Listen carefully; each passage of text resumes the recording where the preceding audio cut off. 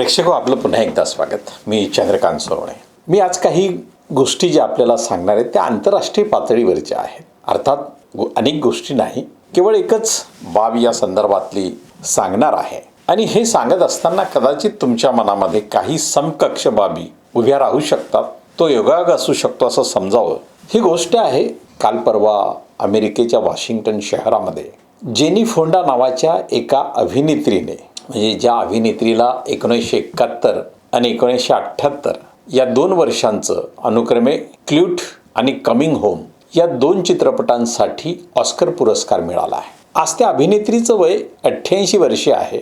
आणि ही अभिनेत्री, म्हणजे आपल्याला माहिती आहे की 1972-75 मध्ये जे युद्ध व्हिएतनाम विरुद्ध अमेरिका झालं होतं, त्या काळात युद्धविरुद्ध ही भूमिका जेनी फोंडा यांनी घेतली होती. आणि त्यावेळी त्यांना अमेरिकेमध्ये रोषालाही सामोरं जावं लागलं, परंतु त्या कायम युद्धविरोधी भूमिकेवर ठाम राहिलेल्या आहेत आणि त्या संदर्भात त्यांनी वेळोवेळी भूमिका घेतली. आता त्यांचं वय जवळपास 88 वर्ष आहे, परंतु त्या आपली जी एक संघटना, म्हणजे त्यांचे वडील जे होते हेनरी फोंडा, हे देखील हॉलिवूडचे अभिनेते होते आणि त्यांनी स्थापन केलेल्यापासून जी संघटना आहे त्या संघटनेचं नाव आहे, मी तुम्हाला सांगतो, committee for the first amendment असं त्या संघटनेचं नाव आहे. संघटना म्हणण्यापेक्षा ते त्यांचा एक ज्याला आपण लेबल असावं कुठली तरी ॲक्टिव्हिटी करण्यासाठी, त्यासाठी म्हणजे त्या फर्स्ट अमेंडमेंटच्या संदर्भातही त्या संविधानातली, अमेरिकेच्या संविधानातली ती कमिटी आहे. तर या कमिटीच्या माध्यमातून या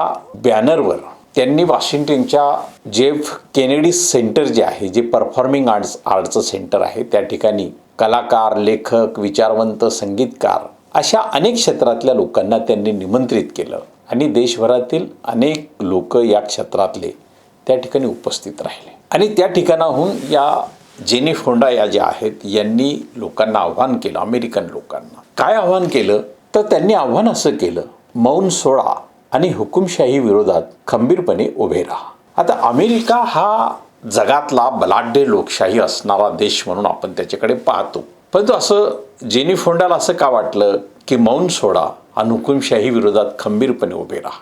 असं का म्हटलं तर या John F Kennedy performing arts सेंटरच्या बाहेर जे कलाकार, लेखक, कलावंत, संगीतकार जे जमले, तर त्यांचा सगळ्यांचा आक्षेप होता की या जेफ केनेडी सेंटरसारख्या ज्या संस्था आहेत, अशा देशभरात, अमेरिकेतल्या देशभरात अशा अनेक संस्था आहेत, ज्या संस्था त्या अमेरिकेतील कलाकार, संगीतकार, लेखक, विचारवंत यांच्या अभिव्यक्ती स्वातंत्र्याचं आणि त्याला प्रोत्साहन देणाऱ्या संस्था म्हणून त्या ओळखल्या जातात.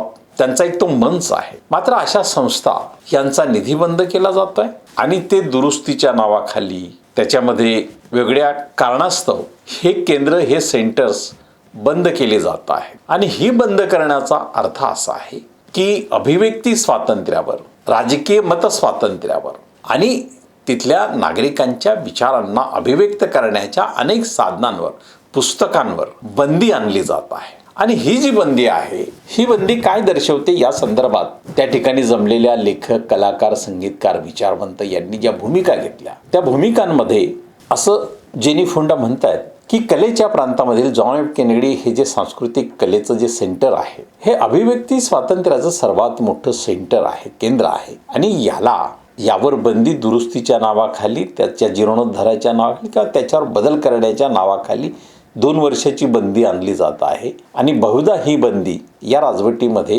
कायमची राहील. आता हे बोलत असताना तिथल्या प्रसार माध्यमांवर देखील त्या ठिकाणी जमलेले विचारवंत लेखक यांनी भूमिका मांडली. त्यावर ते काय म्हणतात, याच कार्यक्रमामध्ये जॉय रीड या प्रसारक क्षेत्रातील, प्रसारणाच्या क्षेत्रातील तज्ज्ञांना आपली भूमिका मांडताना असं म्हटलं की माध्यम क्षेत्रावर कॉर्पोरेट क्षेत्र आणि राजकीय सत्ता यांच्या माध्यमातून प्रचंड दबाव आणला जातो आहे आणि या दबावामधून माध्यमांचा आवाज दाबला जातो आहे. ते स्वतंत्रपणे काहीही बोलू शकत नाही. इथपर्यंत ज्या अमेरिकेला आपण लोकशाहीचा बलाढ्य असा बालेकिल्ला समजतो, आज तेथील विचारवंत नेमकं काय म्हणतात हे जर आपण पाहिलं तर तिथे कॉर्पोरेट क्षेत्राने माध्यमांचा आवाज हा सत्तेला सोबत घेऊन, सत्तेची साथ घेऊन कमकुवतच केला नाही, तर त्यांना बोलण्यापासून परावृत्त करण्याचा, वंचित करण्याचा त्या ठिकाणी प्रयत्नच होत नाही, तर त्या ठिकाणी प्रत्यक्ष त्यावर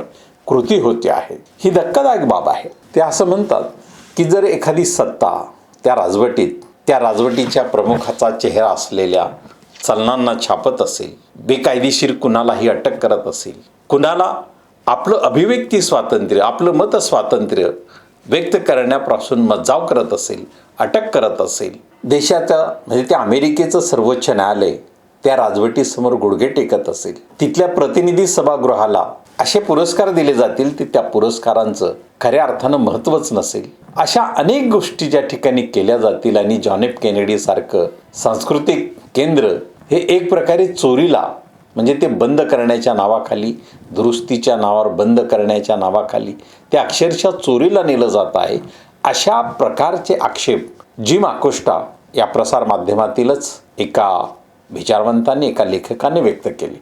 म्हणजे जेनी फोंडा यांनी बोलवलेल्या, निमंत्रित केलेल्या या लोकांनी ज्या पद्धतीनं आपली मतं मांडली, ती मतं ऐकताना आपला साधारणतः समज किंवा आपल्यासमोर काही प्रतिमा निर्माण होऊ शकेल. त्या प्रतिमा काय असतील हे मी काही सांगणार नाही किंवा कदाचित ती तुम्ही कल्पना केली असेल, परंतु याच कार्यक्रमामध्ये जे अनेक विचारवंत आले, लेखक आले, संगीतकार आले, त्यामध्ये आणखी काहींनी आपली मतं व्यक्त करताना नेमकं काय म्हटलं, अमेरिकेतल्या पॅरामाउंट आणि वॉर्नर ब्रदर्स या कॉर्पोरेट उद्योगांच्या एकत्रीकरणाचाही निषेध करण्यात आला. की बऱ्याच गोष्टी त्यांनी आक्षेप असा घेतला की हे जे धनिक गट आहेत हे सत्तेची मर्जी संपादन करण्यासाठी बाजारात उत्पादनाची किंवा सेवांची स्पर्धा करण्याऐवजी विलिनीकरणाच्या माध्यमातून ती स्पर्धा संपवून कॉर्पोरेट क्षेत्राची जी धनिकशाही, जी भांडवलशाही आहे ती अमेरिकेच्या नागरिकांवर, देशावर लादली जाते आहे, असा त्या देशातील विचारवंत लेखक आणि वेगवेगळ्या क्षेत्रातील तज्ज्ञांचा आक्षेप या बैठकीत, या सभेमध्ये नोंदवला गेला आहे. ही फार लांबची गोष्ट नाही, ही अगदी काल किंवा परवा अमेरिकेत घडलेली, प्रत्यक्षात सांगितलेली किंवा प्रत्यक्षात व्यक्त झालेली ही गोष्ट आहे. आणि या संदर्भात अमेरिकेमध्ये आपल्याला माहीत आहे की शस्त्र ही सर्रास त्या ठिकाणी मिळत असतात. आपण पाहतो की अमेरिकेच्या अनेक शाळांमध्ये काही विद्यार्थी काही वेळा अनेक रस्त्यांवर काही वेळा माथे फिरू बेछूट गोळीबार करतात आणि या बेछूट गोळीबारामध्ये शेकडो लोकांचा प्राण किंवा त्यांचा बळी जातो. या घटना आपण अनेकदा ऐकतो. त्यामुळे त्या ठिकाणी जमलेल्या त्या लेखक विचारवंतांनी एक गोष्ट प्रामुख्यानं सांगितली की आपला देश बंदुकीच्या प्रेमात आहे आणि त्याचबरोबर तो आधुनिक काळाचा अपत्य असलेलं फोन याच्याही प्रेमात आहे. तर ही फोन म्हणजे मोबाईल आणि ही बंदूक यामुळे जी नवी पिढी किंवा येणारी पिढी जी आहे तिच्या समोर नेमकं उद्दिष्ट नाही आणि त्यामुळे आपला देश हा पुस्तकांकडे वळला पाहिजे, ज्ञानाकडे वळला पाहिजे. ज्ञानाची साधनं, केंद्र यावर बंदी आणली जाते आहे अशा काळामध्ये आणि हे सत्ता जी आहे ती पुस्तकांवर बंदी आणते आहे, अभिव्यक्तीवर बंदी आणते आहे, कलेवर बंदी आणते आहे, कलेच्या केंद्रांवर बंदी आणते आहे. आणि अशा वेळी हे विचारवंत लेखक, कलाकार, संगीतकार हे म्हणतायत की बंदूक आणि मोबाईल यांच्या प्रेमामध्ये असलेल्या आपल्या देशात पुस्तकांकडे वळणं गरजेचं आहे. नवीन पिढीसाठी पुस्तकांचं ज्ञान हे त्यांच्या समोर आपण ठेवलं पाहिजे. आणि हे सांगत असताना याच ठिकाणी द किलिंग फील्ड्स या चित्रपटातील एक अभिनेते ज्यांचं नाव आहे वॉटरसन, या वॉटरसन यांनी काय मुद्दा मांडला. हे वॉटरसन म्हणतात की केनेडी सेंटरमध्ये जे काही घडतं आहे ते काय घडतं आहे की कुठल्याही चळवळी, मोर्चा याच्या आधी कलेच्या क्षेत्रातील नाट्यगृह बंद केली जातात. ज्या प्रेक्षक गॅलरीत प्रेक्षक येतो त्या प्रेक्षकांवर बंदी आणली जाते की सामूहिकपणे त्यांची विचार भावना एका स्वरूपाची होऊ नये. त्यामुळे सत्ता जी आहे ती अशा गोष्टींची काळजी घेते. त्यामुळे JF केनेडी सांस्कृतिक सेंटर किंवा केंद्र याच्यावर जी बंदी किंवा जे सेंटर बंद करण्याचा प्रयत्न होतो आहे याचा अर्थ चळवळी, मोर्चा याच्यापेक्षाही प्रेक्षकांवर बंदी आणून त्यांचं विचार स्वातंत्र्य किंवा त्यांच्या विचारभावना एका स्वरूपाच्या होऊ नयेत यासाठी ही काळजी घेतली जाते आहे. त्याचप्रमाणे अमेरिकेतल्या अनेक नागरी लढ्यांमधील एक प्रमुख कार्यकर्ता जॉन बायेज यांनी तर असं म्हटलं की जॉन एफ केनेडी तिथे केनेडी सेंटर ऑनर हा जो पुरस्कार त्यांना मिळाला तो पुरस्कार परत करण्याची भावना त्यांच्या मनामध्ये आली होती, परंतु ती भावना आपण सोडून दिली की हा पुरस्कार जर आपण शासनाला परत केला तर ती एक प्रकारे सत्ताधीशांच्या समोर शरणागती होईल आणि त्यामुळे ती शरणागती तशी न पत्करता त्या जुलमी शासकांसमोर आपण सामोरं गेलं पाहिजे. जे आपल्या स्वातंत्र्याची गडचेपी करत आहेत त्यांना आपण सामोरं गेलं पाहिजे. अशा शब्दात त्यांनी आपल्या भावना या ठिकाणी व्यक्त केल्या. आणि त्या पुढे म्हणाल्या की हा गौरवशाली पुरस्कार मी माझ्या आयुष्यात जपून ठेवीन आणि या पुरस्काराच्या रक्षणार्थ मी सत्ताधीशांच्या हुकुमशाहीला सामोरे जाईल. निश्चितपणे जेनी फोंडा यांचे विचार प्रामुख्यानं त्यांनी मांडले. जेनी फोंडा या काय म्हटल्या, सर्वसामान्य जनतेला वाटत असेल की या सगळ्या गोष्टींचा परिणाम त्यांच्यावर होणार नाही, पण जर आपण प्रतिकार केला नाही तर तो परिणाम झाल्याशिवाय राहणार नाही, असं त्या ठामपणे म्हणतात. आपल्याला कळत असणाऱ्या बातम्या अधिकाधिक खोट्या असतील, खरं काय आहे ते आपल्याला कळू दिलं जाणार नाही, सत्य आपल्यासमोर येऊ दिलं जाणार नाही. आपल्या मुलांच्या अभ्यासक्रमावर अक्षरशः सेन्सॉरशिप लावलं जाईल. सांस्कृतिक कार्यक्रमांवर अक्षरशः बंदी आणली जाईल.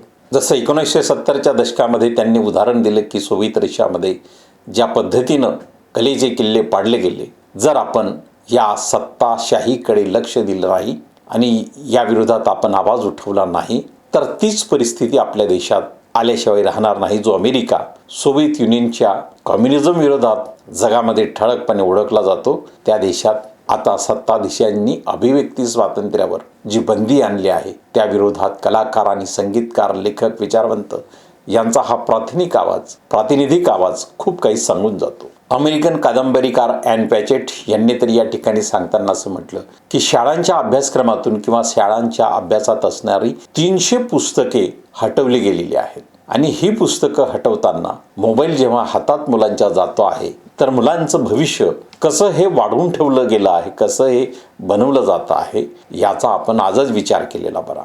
तर मित्रहो, अमेरिकेच्या म्हणजे दूरदराज 7 समुद्र पार असणाऱ्या त्या जॉन एफ केनेडी सेंटरमध्ये झालेल्या कार्यक्रमाचा एक थोडासा गोषवारा सांगितला की त्या ठिकाणी अमेरिकेमध्ये जी डोनाल्ड ट्रम्प यांच्या माध्यमातून जी त्याची सत्ता आहे, या सत्तेच्या संदर्भात नेमकी तिथल्या विचारवंतांची संगीतकार, कलाकार, लेखक या समाजातल्या प्रातिनिधिक स्तर असणाऱ्या वर्गाची नेमकी भूमिका काय आहे. आणि हा वर्ग जो आहे तो सर्वसामान्य जनतेला प्रभावित करत असतो. त्यांची मतं घडवण्यामध्ये त्यांच्या व्यक्तिमत्वाचा आणि त्यांच्या विचारांचा मोठा हिस्सा असतो. अशा लोकांनी ही मतं मांडलेली आहे. त्याच अनुषंगाने जर आपण या सध्याच्या काळाचा जर विचार केला तर तिथल्या विचारवंतांनी मांडलेल्या या गोष्टी एक प्रेक्षक म्हणून तुम्ही तुलना जर करत असाल आणि ती तुलना तुमची जर कुठल्या देशाच्या संदर्भात जुळत असेल तर तो तुमच्या मनाचा भाग आहे, तुम्ही करत असलेल्या विचारांचा तो भाग आहे आणि त्या विचारांचा सार तुम्हाला नेमका काय वाटतो, कसा वाटतो, हे आमच्या या व्हिडिओच्या खाली कॉमेंट बॉक्समध्ये आपण जरूर कळवा. योग्य आणि सभ्य शब्दांमध्ये आपण व्यक्त व्हा आणि आपली मतं आम्हाला कळवा. हा व्हिडिओ आपल्याला आवडला तर लाईक करा, शेअर करा आणि आमचं चॅनल सबस्क्राईबही करा.